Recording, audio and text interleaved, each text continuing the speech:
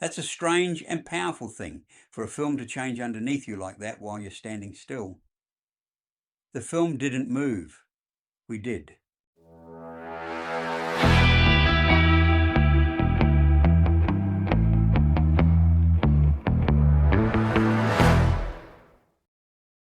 Hi podcasters, thanks for joining me today.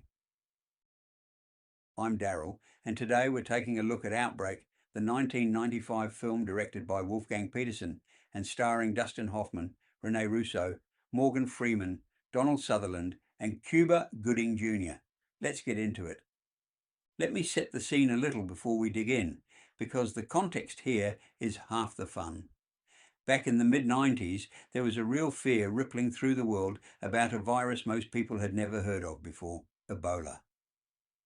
Richard Preston had put out a book called The Hot Zone that had everybody talking, a non-fiction account so frightening that grown adults were reading it with the lights on. And Hollywood, being Hollywood, went chasing that fear. Now, people will tell you Outbreak is the film of that book, and I understand why, but that's not quite the story. Outbreak was its own screenplay, written by Lawrence Doré and Robert Roy Poole, riding the same wave of dread. There was actually a rival picture in the works, a proper adaptation of The Hot Zone with some big names attached, and Outbreak got out of the gate first and effectively knocked it over. That book adaptation eventually turned up years later as a television series. So what we have here isn't the book on screen, it's the same nightmare told a different way. And the man telling it knew exactly what he was doing. Wolfgang Petersen, who sadly left us back in 2022, was one of the great pressure cooker directors. This is the fellow who gave us Das Boot, that suffocating submarine picture where you can practically feel the walls closing in. He did In the Line of Fire with Clint Eastwood, and he'd go on to do Air Force One and The Perfect Storm. Tension was his instrument. He played it like a musician. So when you hand a director like that an invisible enemy, a thing you cannot see, cannot shoot, cannot reason with, you are giving him the perfect toy. I remember seeing this on the big screen back in '95, and I'll be honest with you, at the time it played as a cracking thriller and not much more. A what if. A ride.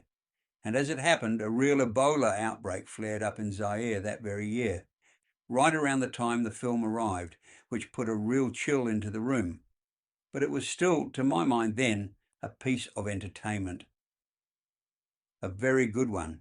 I came back to it a few years ago though, and I'll come to why that mattered, because it was not the same film the second time around.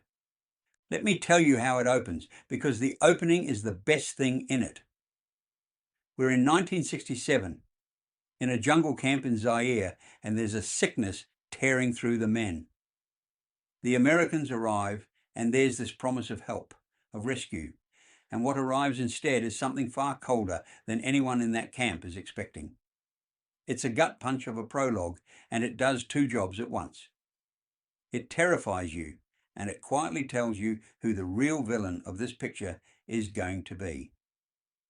It isn't the virus. Hold that thought.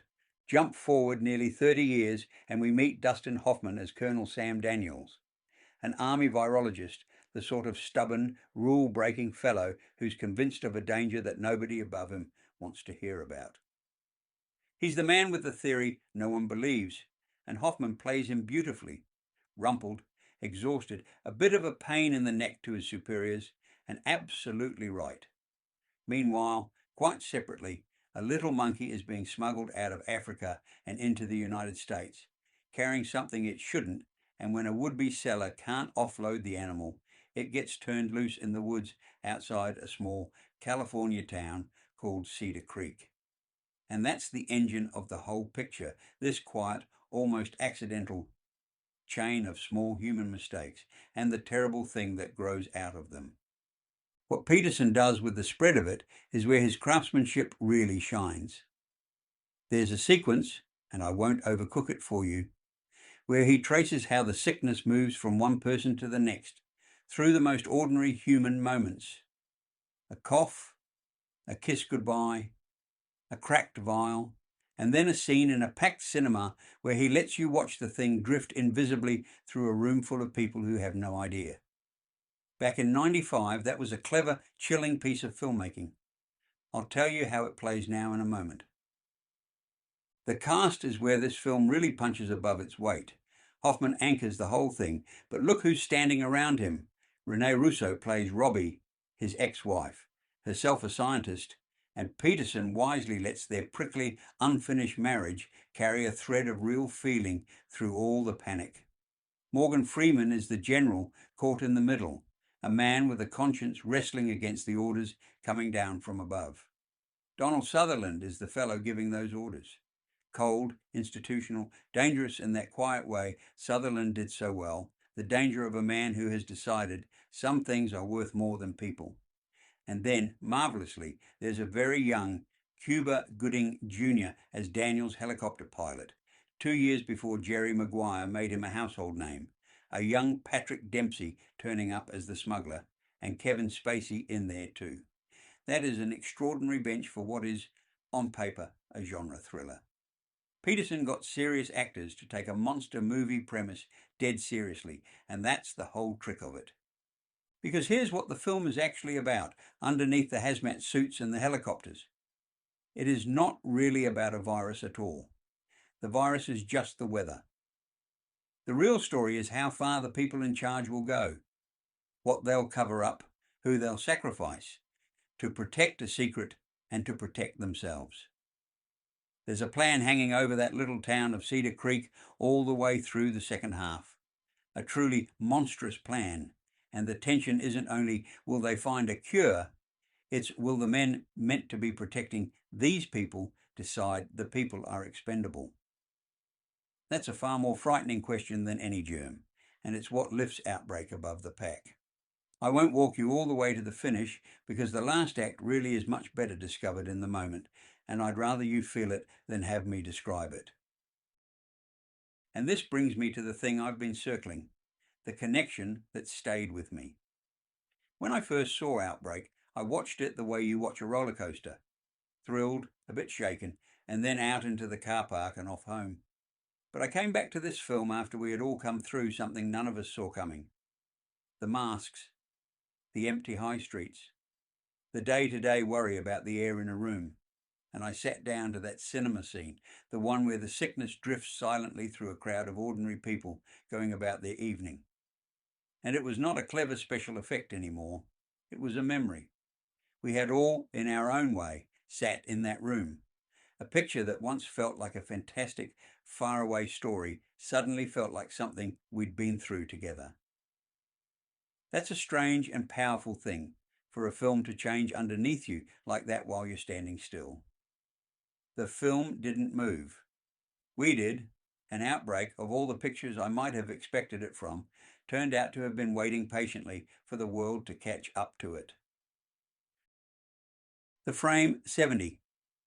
Moment for me isn't one of the big set pieces though. It's Morgan Freeman's face. There's a point in this film where his general has to sit with what he knows and what he's being asked to allow, and Freeman plays that whole war inside a man without saying very much at all. You can see the order pulling him one way and his conscience pulling him the other, and the picture is honest enough not to make it easy for him. In a film full of noise and rotor blades and shouting, it's that quiet, moral tug of war on one man's face that I carried out of the room. That's the beat that told me there was a real heart beating under all the spectacle. I'll be straight with you. It isn't a flawless picture. The science is loose and it knows it. Things happen in an hour that ought to take months, and the final stretch tips over into the big, tidy Hollywood heroics of its era. If you want cold, clinical realism, there are later films that do the procedure better. But Outbreak was never really after realism.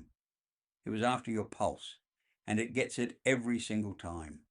It is gripping, it is superbly acted, and it has aged into something more meaningful than it ever set out to be.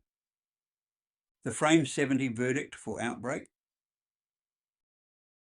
This is a first-rate thriller carried by a cast most films would sell their soul for, and a director who understood that the scariest thing you can put on a screen is something you cannot see coming. It was a fine ride in 1995, but it has quietly become something more than that. A film the world grew into that hits far closer to home now than anyone making it could ever have intended. If you've never seen it, or if you last saw it before the last few years rearranged how we all think about these things, sit down with it again.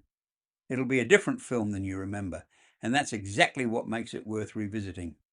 Of course, that's simply how Outbreak landed for me, watching it across two very different chapters of my own life. Entertainment is subjective, and a film that unsettled me to my bones might strike you as good old-fashioned popcorn, or the other way round entirely. What moved me may leave you cold, and that's perfectly all right. I'd love to know how it sits with you.